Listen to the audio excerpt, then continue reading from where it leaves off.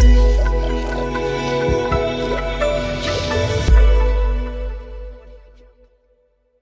guys, welcome back to some more AFK Arena. Today we're over on our Lightbearer account. We have 34,000 diamonds. And looking at the faction, guys, we have everyone maxed out to Ascended, which is awesome. Have a lot of them at plus 30 signature items. Have a lot of them at 9 and 9 furniture. Even started the engraving. As you can see, Hendrik, we have Gwen, we have Rowan with the engraving. I'm going to go ahead and do the engraving on Morrow. I want to see him completely maxed out. But before we get into that, we're going to do our summons like we always do. And then we're going to go ahead and get into getting some more furniture, getting the engraving, and then moving into the campaign. So we do have a total of 5 Elite Hero Stones. Hopefully we can get a few Lightbearers that we need copies of. Which there we get a Belinda, so not too bad. We got Angelo, a little bit of food. Kren, which is a very solid Mauler. And then a copy of Leica, so a good pull right there. Dolly has a new corner up here, but the wish list we are going to add to our Greyborn. In here, I'm going to drop out Hodgkin. I'm going to put in Tresner, see exactly how well he does. We have 69 scrolls, 454 companion points, and 44 faction scrolls. So swapping this over to our Lightbearers.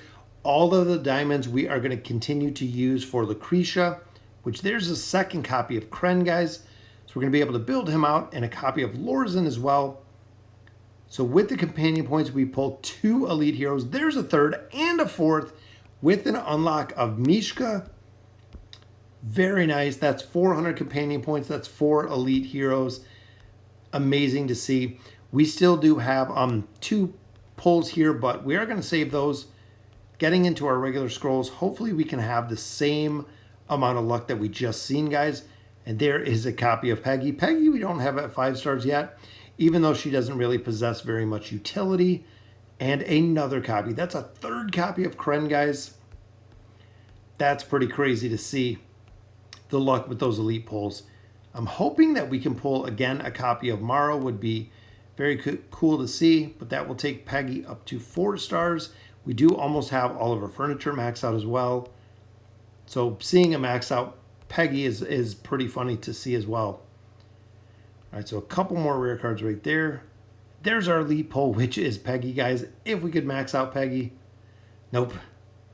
That's okay, because we got one more Lightbearer card, which is Falks. Falks is already maxed out to 5 stars, so stargazing here. Again, looking for Lucretia. We have 34,000 diamonds. We need 4 copies of her, and there's one right off the bat, guys. That takes us down to needing 3 more copies in back-to-back. That takes us to 2 already. We only need 2 more copies, and she will be maxed out. We got a Wilder card right there and a little bit of resources. Another card right there, a Lightbearer card, which is awesome. A second Lightbearer card right there. A little bit more food. A third copy of Lucretia, guys. We have one more pull here. Could we pull that one single pull? It is just some more cards. All right, so let's hop into the Oak Inn, guys. We got 29,000 Poe coins to use here. Lucretia, we need 1 single copy. She will be maxed out. We already have Albedo in there. Ainz is already maxed out. We have a lot of these heroes completely maxed out at this point. Legendary furniture on that pull. Second one, a mythic piece right there for Peggy. Very close to being maxed out. I believe that takes her to 8 pieces at this point. Another piece there for Rain. And I believe Rain is almost to the 9 of 9 furniture as well. And another piece for Peggy. That might max Peggy out completely. Or maybe it was Rain. Let's take a look. So we need 1 more for Rain, which is awesome. Peggy, it takes her to 5. Morrow's at 4. We have Eluard and Walker both at 7. 2 more pulls here, and I'm hoping that we can get 1 more piece. Unfortunately, we do not, but we can sell back a couple cards. We're going to equip the ones that we have here, and then see if we have enough with our recycling of our cards to do 1 more pull. We don't. 1,800. That means we're going to max out Rain. We need 1 single piece of furniture for her, so that will take Rain maxed out to that 9 of 9 furniture. So she is done as well. Very nice. We'll equip her up. We'll drop her out of the list because she is complete. Just got to get that plus 30 signature item. But all of our light bearers, guys, we have 1, 2, 3, 4 left to still build. I'm looking here. We already have 9 of 9 on Taylene. Lucretia, we have a couple pieces on. And then we already have a majority of our dimensional heroes on here. I'm going to drop in the Prince of Persia just because we're going to have to build him pretty soon. And Lucretia we're maxing out. I know we're going to build Ulna pretty soon too, because she will be next on the docket to go ahead and build. All right, so we're going to hop over. I want to do the engraving on Morrow. Try to completely max him out. I think we have enough to go ahead and build him completely out with all of these glyphs. He's going to be one of the primary damage dealers when it comes to the Lightbearer faction. He is going to have to be. We really don't have that many Lightbearer heroes that can do a significant amount of damage.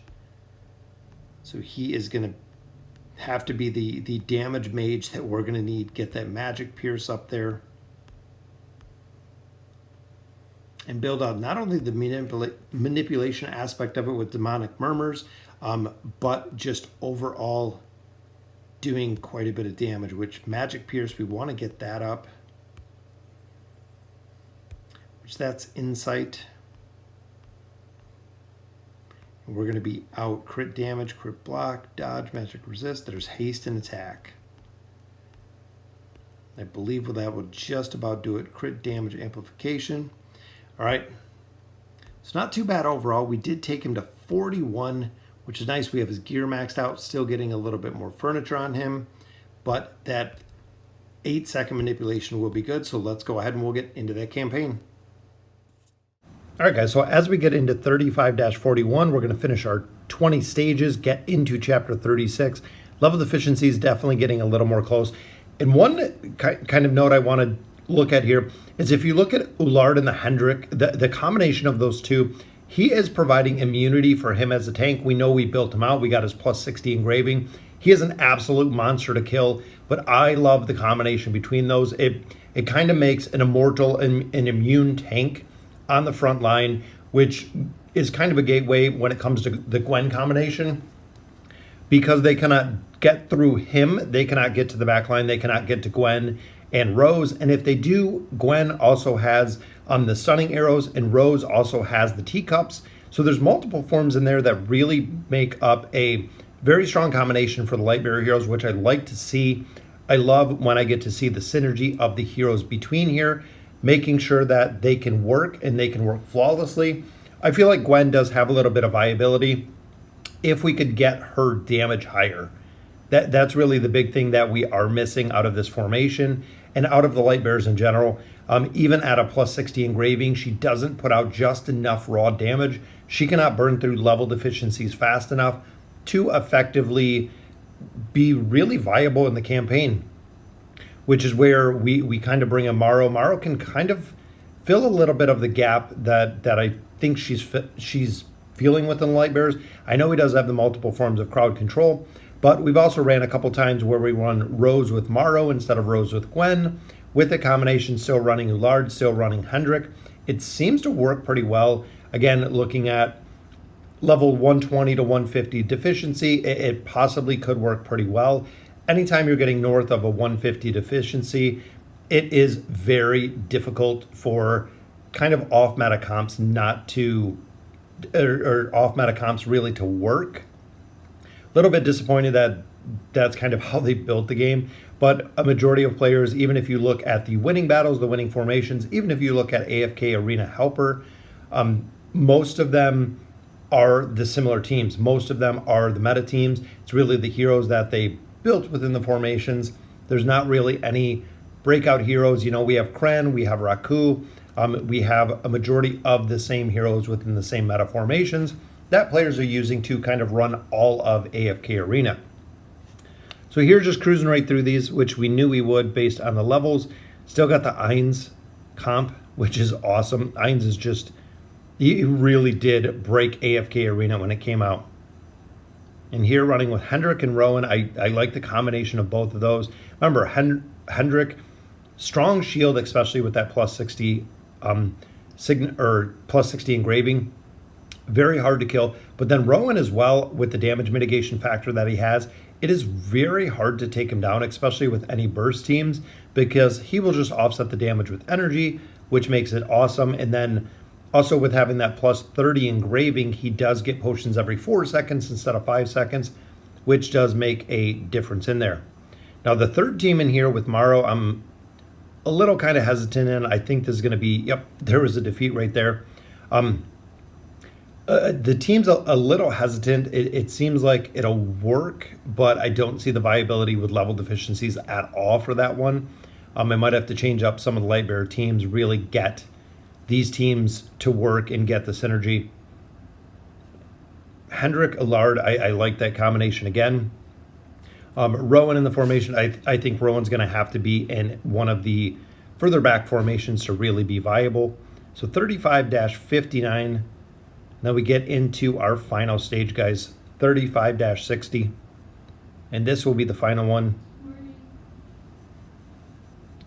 Looking in here, we have Rose, and this is a Flora stage. Now, I know the Flora stage dealt a lot of difficulty for players. I'm hoping we can just raw power through it, which I think we just did. There we go. I figured with the raw power, we could just go ahead and get right through that one. Morrow just burns him down right there. Then, of course, the Eins comp. Once he ults, boom, killed all 5 of them. Wiped out the entire team. So moving to the next chapter. So that is into 36, guys. That is right. We have 36 chapters down with the Lightbearer team. Very interesting indeed. So we'll go ahead. We'll hop into 36. We'll collect up our loot. So let me know in the comments what you guys think. Let me know if you're running Eluard and who you are running him with. I see a little bit of viability with him, but I want to know what's going on. So again, let me know in the comments what you guys think. And as always, thank you guys for watching.